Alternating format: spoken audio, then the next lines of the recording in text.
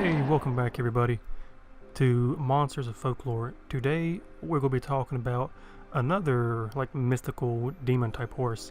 This one's called the Kelpie. Now one website described the Kelpie, the Dullahan, and the Neclave as three demon horses of the Ireland, Scotland, and surrounding areas, which I do see why. There is kind of a theme between them.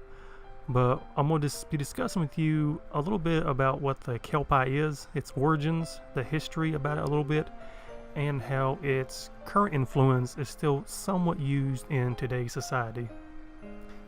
Now this here is a little story that I'm going to be kind of reading about, I guess, what the Kelpie is, and it describes from somebody's perspective and as to what happened. And here we go. The moors were dark. A haze rising from the nearby river gave the impression that smoke was rising from some hellish gape in the earth. The man walking this lonely road wished he had some faster way to travel. As if the folk of the land were listening, a pale saddled horse appeared near the water. Now the man approached it, reaching tentatively. The horse's nicker did not indicate fear, but rather sounded like an invitation. Using the saddle horn to pull himself up, the man could not believe his luck.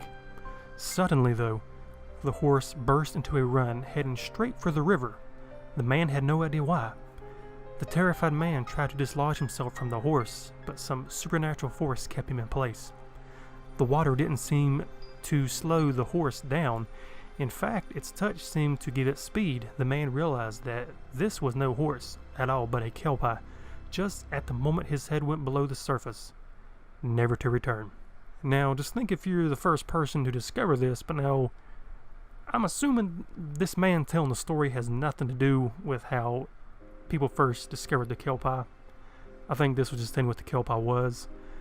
And that would suck. Just imagine you're out, in the wilderness, stranded, you're hoping for the best, and you see a horse. Now my first instinct would be not to approach a random horse in the woods, because it could have rabies for all we know. But now a little bit of the origins of the Kelpie. Now the Kelpie, it is a Scottish creature often associated with the realm of fairy. It also falls into the classification of water horse, although this one is decidedly malevolent. It most commonly appears as a beautiful horse near or in running water, and can be identified by the mane that seems to be constantly dripping wet.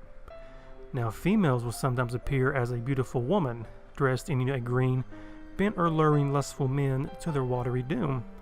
So the way it works here is if you're a man and you happen to see, a somewhat lewd woman out in the woods near a lake, pond, or whatever, first instinct would be to not go near it. But some people, I guess, never learn. Now here's a little bit of history about what the Kelpie is. Now the Kelpie would seem like an easy thing to avoid, thus keeping one safe from the doom it presents. However, when encountered, they are alone, bridled, saddled, and ready to ride. My point again, why would you get on a horse that it could belong to anybody and they could come out of the woods and kill you for all you know? But this presents an enticing invitation to a weary traveler. There are other reasons to seek out these dangerous beasts too, apparently. A Kelpie is said to have magical powers that someone who captures it can use it to their advantage. Okay, well, I guess I see, back in the day, if you would encounter a Kelpie, why you'd want to get a hold of it. They have the strength of 10 normal horses and the endurance far beyond that. The key to capture is the bridle. If one can use a Kelpie bridle on the beast, then it has no chance but to serve the master of the bridle.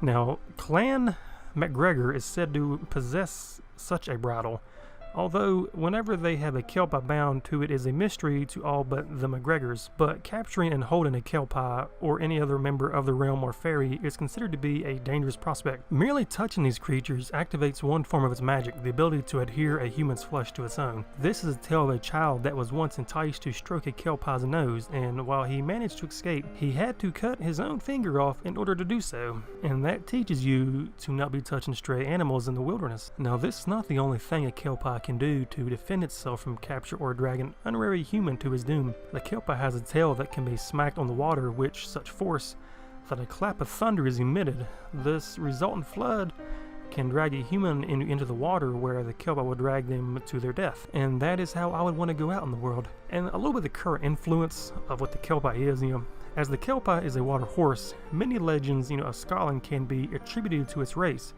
Even the famous Loch Ness monster could be a Kelpie, or Kelpie.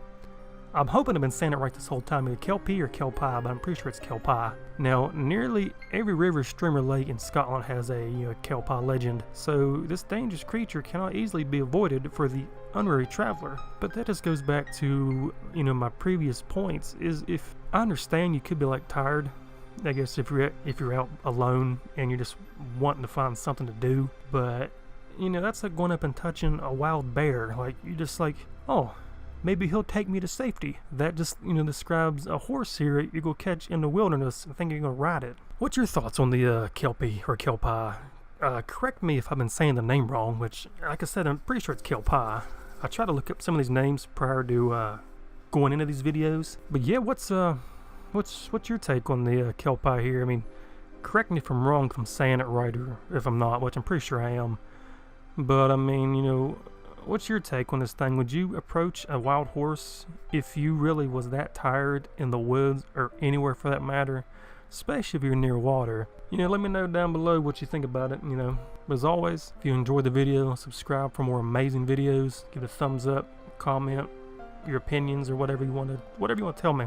This is Monsters of Folklore, and I will see you later. Oh, and before I go, the next video I'm gonna be doing is about the plague doctor. It's not really any kind of mythological beast, but it's folklore of the Europe and all that stuff from back in the day, and it's just a cool concept, but that'll be the next video.